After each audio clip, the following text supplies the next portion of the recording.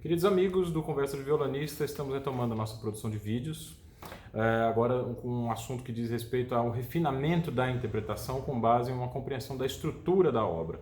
O título do vídeo é bem mais simples do que isso, eu sei, mas a gente vai conseguir desmembrar esse assunto em alguma coisa que possa ser inteligível e, eu espero, útil a todos vocês. Bom, meu nome é Luciano Moraes, sou violonista formado na Universidade de São Paulo. E eu tenho aqui em mãos um livro muito interessante chamado Conversando com Karajan, de Richard Osborne. O Richard Osborne é um crítico musical que dedicou uma parte grande da sua vida para documentar várias conversas que ele teve com Herbert von Karajan ao longo da sua vida. Karajan é o maior regente, pelo menos o mais conhecido, assim, da indústria cultural ligada à música clássica, à música erudita, do século XX. Foi ele que transformou a Orquestra Filarmônica de Berlim nessa referência da arte da Europa Central, e nós temos uma gratidão muito grande por tudo que ele conseguiu resolver, e em termos de qualidade técnica de gravações. O CD tinha uma minutagem específica, porque ele determinou que seria assim. Ele era amigo do presidente da Sony, aqui o Morita, né? E foi com base na duração da interpretação dele da Nona Sinfonia de Beethoven, que é a duração que a duração total que caberia num CD foi padronizada, né? É um regente que tem uma versatilidade não tão grande quanto a gente esperaria dos regentes que seguiram a geração dele. Ele fazendo música barroca, por exemplo, parece Bruckner, né? Uma coisa impressionante. Mas era um cara que tinha um faro para sonoridade e conseguiu criar uma espécie de disciplina de ensaios com essa que acabou se tornando uma das grandes orquestras do mundo. Os regentes que sucederam Herbert von Karajan na Filarmônica de Berlim são basicamente pessoas mais preocupadas com as informações da historiografia, né? E com a transparência da partitura. E é aqui que entra o nosso assunto deste vídeo. Como a interpretação pode responder a uma determinada compreensão da estrutura da obra que vocês estão interpretando?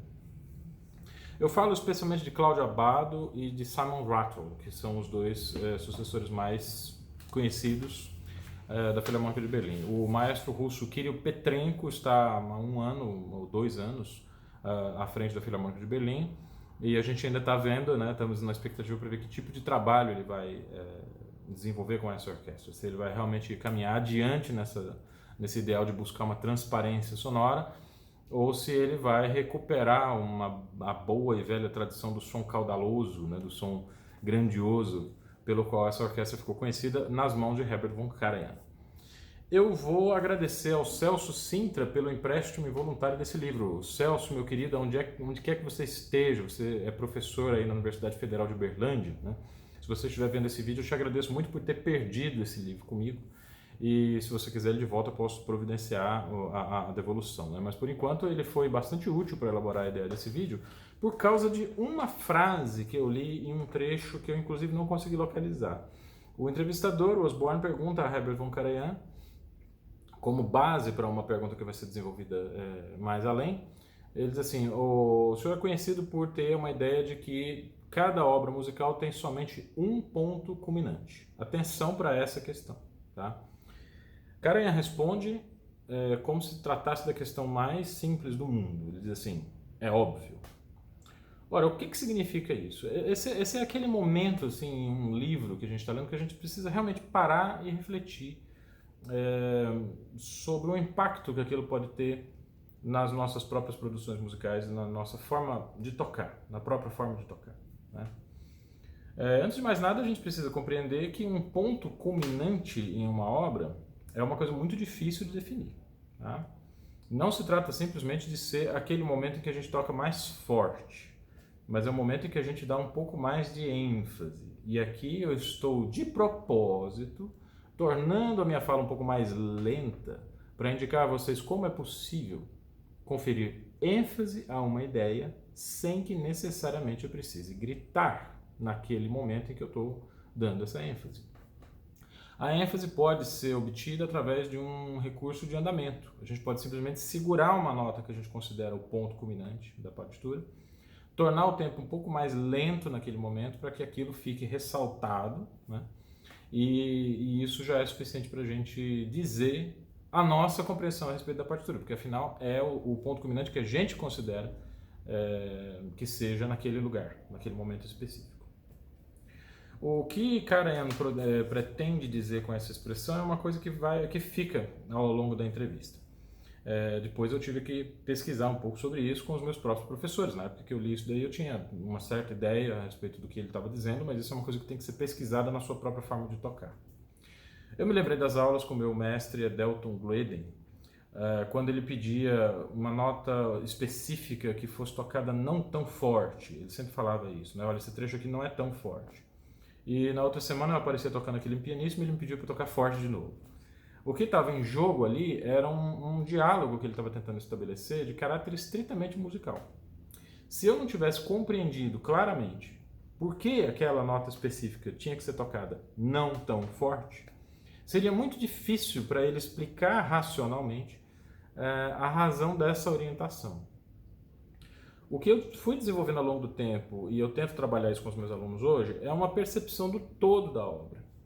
Alguns músicos foram reforçando essa ideia e me deram talvez um pouco mais de método para abordar isso. Não que eu esteja questionando aqui, de maneira alguma eu estou questionando a forma como o Delton abordava isso, até porque ele abordava esse problema de maneiras diferentes com outros alunos, e eu simplesmente acho que ele estava procurando a maneira adequada de conversar comigo a respeito desse aspecto.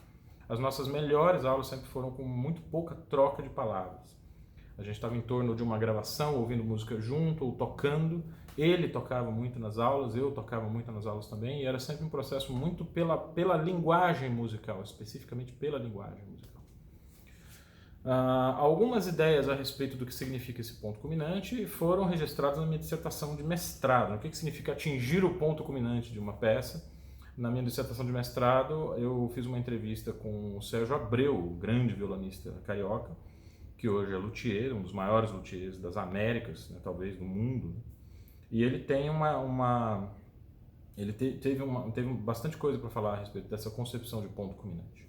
Naquele momento eu estava entrevistando o Sérgio Abreu para conhecer um pouco da metodologia de trabalho, da pedagogia, né, da sua professora, Adolfina Távora, Monina Távora, mais conhecida como Monina Távora.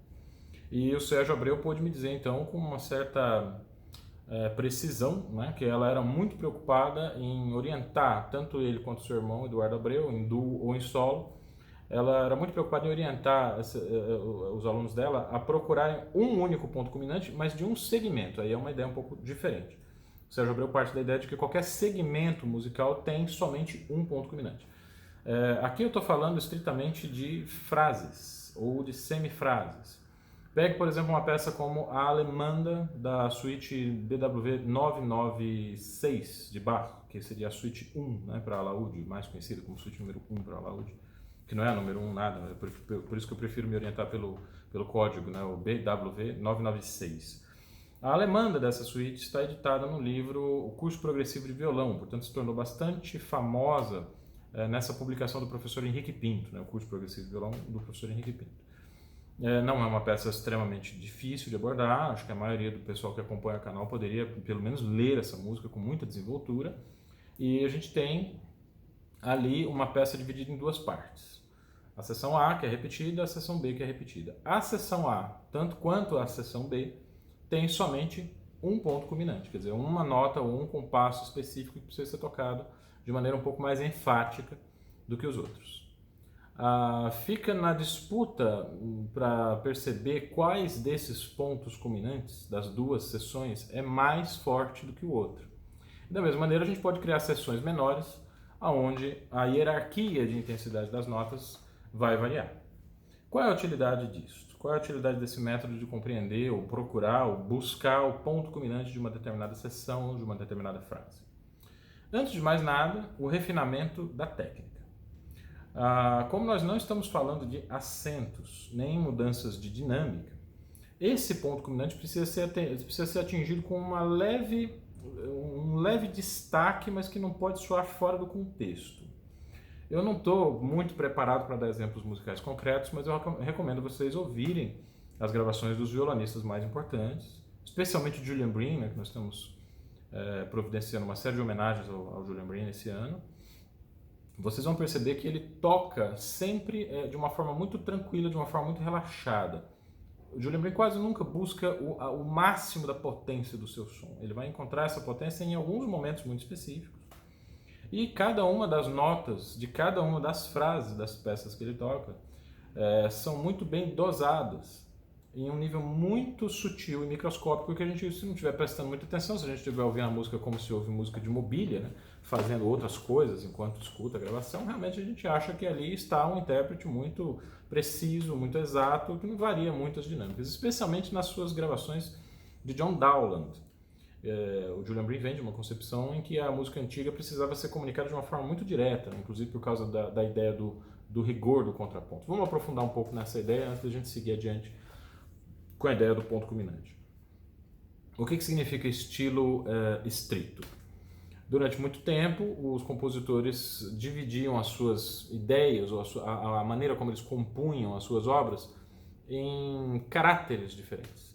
Se a peça era muito virtuosística, muito extrovertida, se ela buscava chamar a atenção pela capacidade técnica do intérprete, se era uma passagem muito dinâmica, muito arrebatadora, né? Todas essas características que a gente costuma pensar quando ouve passagens muito rápidas, o compositor chamava isso de estilo brilhante.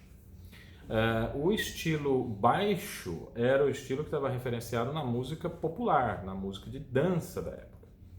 E havia vários outros tipos de estilos que são, assim, a gente poderia fazer uma lista enorme, talvez fosse interessante fazer um vídeo inteiro sobre essa questão dos diferentes estilos de composição. Mas a gente percebe que numa sinfonia ou numa sonata, por exemplo, do período clássico, esses estilos vão variar bastante. O contraste que existe, por exemplo, entre o primeiro tema de uma forma sonata e o segundo tema de uma forma sonata é um contraste de estilos de escrita.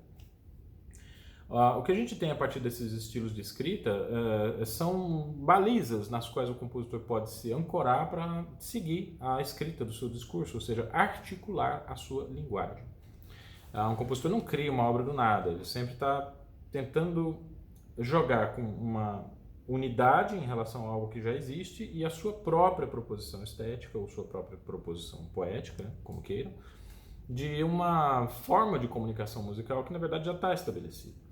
Especialmente na época da prática comum, que é do final do século XVIII para trás, a gente tinha um certo consenso em relação ao que eram esses estilos musicais e havia uma comunicação livre dentro desses estilos musicais. Um desses estilos, particularmente, era o estilo estrito, que era o que a gente poderia chamar de maneira mais direta de estilo contrapontístico.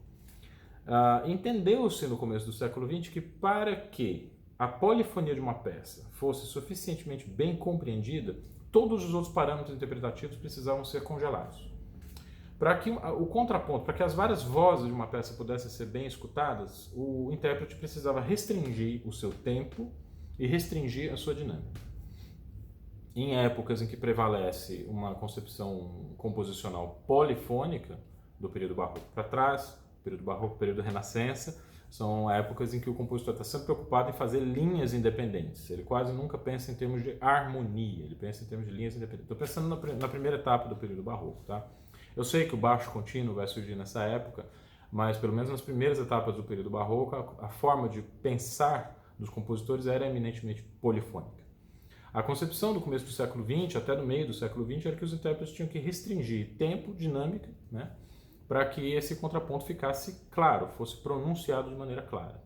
É essa a linha interpretativa que o Julian Bream segue, e essa é também a linha interpretativa do Abreu, que deixou as últimas gravações em 1975, 76, se não me engano, depois do que Sérgio Abreu continuou com uma carreira solo, onde ele começou a revisar um pouco essas coisas. A sua forma de interpretar repertório antigo foi ficando cada vez mais flexível. Infelizmente, ele não seguiu a sua carreira de solista depois de 1981. E nós não temos uma ideia muito clara de como que essa carreira teria se desenvolvido, como que esse pensamento musical teria se desenvolvido.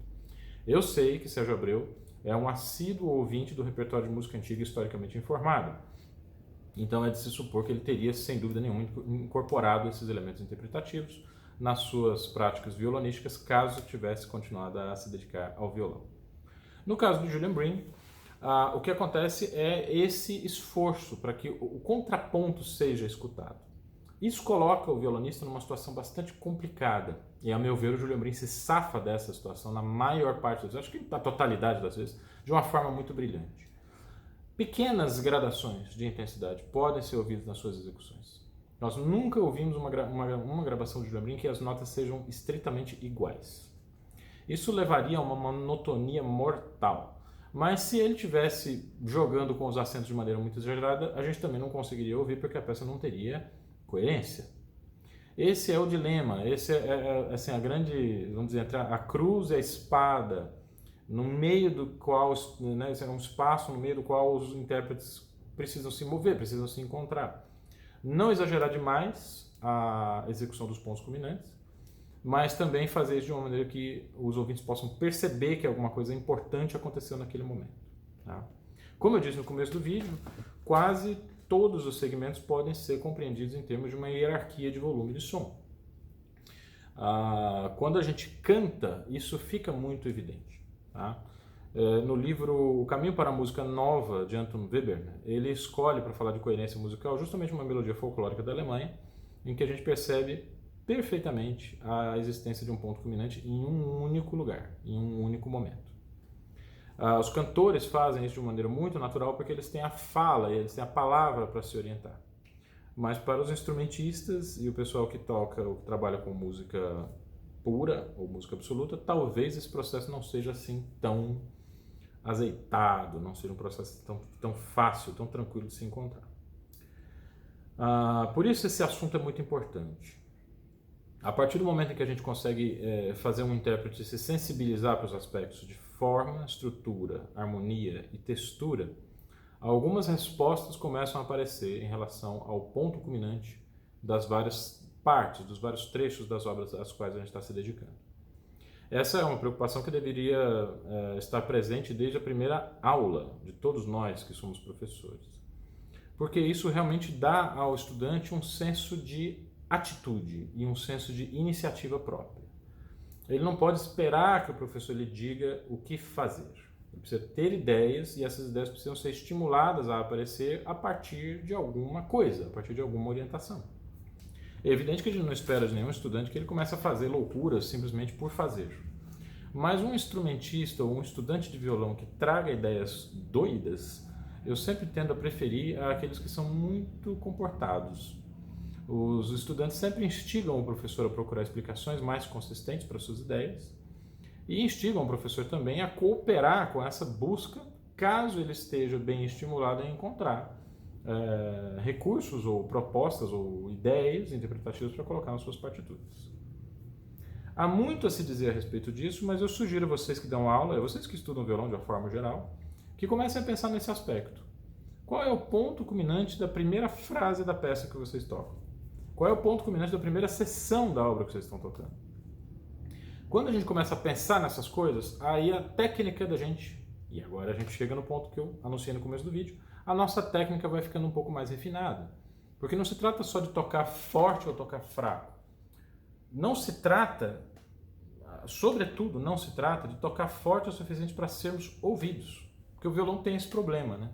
Como o violão soa muito menos do que um violino, a gente está sempre nessa paranoia de tentar fazer com que o violão seja ouvido a grandes distâncias e acaba fazendo com que o resultado sonoro que chegue a uma grande distância seja uma música chata, monótona, porque todas as notas estão tocadas igualmente forte. Uma sala em que o violão não pode ser ouvido em um mesmo piano não é uma sala em que se vai ouvir o violão tocando forte o tempo inteiro com alguma satisfação por parte dos ouvintes. É muito chato ver, realmente, a gente ouvir um instrumento que chega bem no nosso ouvido, mas ele chega igual. Se o instrumento joga algumas notas que são mais importantes e outras notas são escondidas, isso instiga o ouvinte a prestar um pouco mais de atenção. E esse é o segredo dos instrumentistas que jogam com as qualidades acústicas da sala, em função daquele entendimento da estrutura musical que eles têm. Selecionando as notas mais fortes e as notas mais suaves, a gente cria um caleidoscópio de sons, que é muito mais interessante que simplesmente um violão tocando forte todas as notas o tempo todo da mesma maneira. Em algum momento desse vídeo, depois vocês podem restituir essa pequena introdução ao assunto, eu falei em articulação de linguagem. Tá? Esse assunto eu acho muito importante e nessa retomada do canal eu estou retomando as nossas lives. Né? A próxima live que a gente vai assistir aqui no canal vai ser nessa próxima quinta-feira, às 17 horas, com a escritora Laura Cohen. E por que eu chamei uma escritora para fazer esse reavivamento assim, das lives? porque, especialmente essa escritora em particular, eu conheço um livro dela, conheço bastante, acho que eu conheço bem as ideias dela por algumas mensagens que a gente tem trocado, algumas discussões que a gente tem tido a respeito de arte, de música e de literatura. Eu sei que ela é uma escritora muito focada na questão da linguagem dentro da literatura.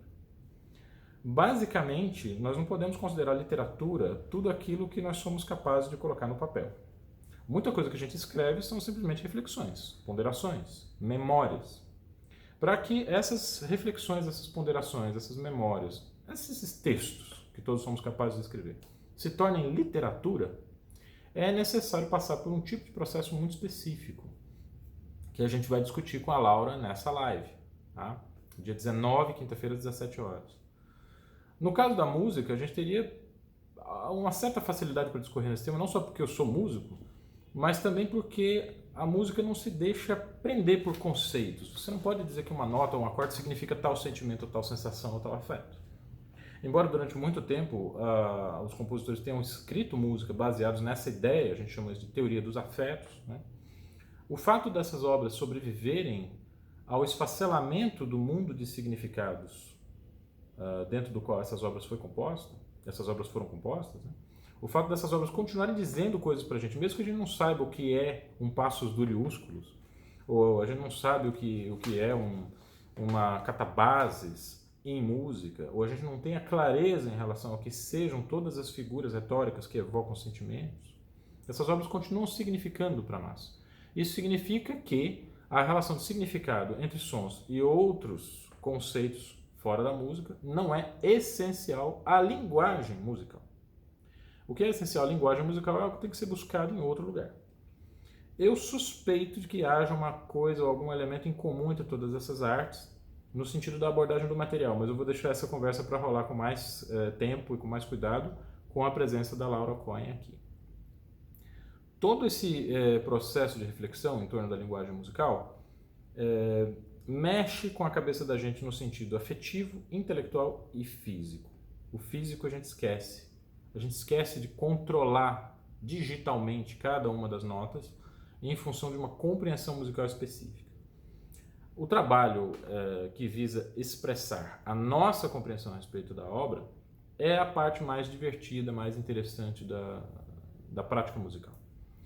E eu não exageraria em dizer que muita gente que desiste de tocar violão desiste por não ter muito tempo de buscar justamente esses elementos. A música não é linguagem se a gente se preocupa com ela como se ela fosse somente um fenômeno acústico. A música não é só um fenômeno acústico. Ela parte do fenômeno acústico para criar linguagem no sentido que pode ser obtida uma ideia de linguagem formada com sons. Isso é extremamente instigante, é a parte mais interessante, eu acho a parte mais bacana do trabalho. Era mais ou menos isso que eu tinha para dizer hoje. Quero agradecer a todas as manifestações de apoio e os comentários dos usuários aqui do canal. Eu estou elaborando uma surpresa para logo, para o fim do mês, que eu não vou dizer agora qual é, mas vou deixar vocês na expectativa. E algumas lives estão sendo programadas já com personalidades importantes do violão. Essa é a contribuição do canal Conversa de Violonista nesse período da quarentena, em que muitas lives têm documentado a atividade de músicos fantásticos. O Sérgio Fernandes, através da sua página Violão e Violão, tem sido responsável pela documentação das ideias de grandes mestres, e também a página Violão para Todos, com a coordenação do Ricardo Dias, tem sido também responsável pela documentação de depoimentos maravilhosos e de formas de pensar de vários músicos importantes. A gente vai tentar fazer a nossa contribuição aqui, mas o Conversa de Violonista vai fazer uma live então com uma escritora que gosta muito de violão. Essa maravilhosa, talentosíssima escritora tem a música como uma espécie de tema oculto em vários de seus livros. Algumas vezes até bastante, não é nada oculto, né? Algumas vezes é bastante explícito, como no caso do seu livro A Canção Sem Palavras, que eu recomendo muito a leitura. Muitos usuários do canal já conhecem a Laura, já leram os textos dela, e assim, por mim, ela seria literatura obrigatória para qualquer um que se dedique ao violão e se dedique à música. Então, estejam conosco na quinta-feira, às 17 horas, e vocês vão poder conhecer um pouco mais do pensamento dessa que é já uma das escritoras brasileiras mais proeminentes, e que a gente precisa realmente prestar muita atenção ao que ela tem feito. Um abraço para todos vocês e até o próximo Conversa de Violonista.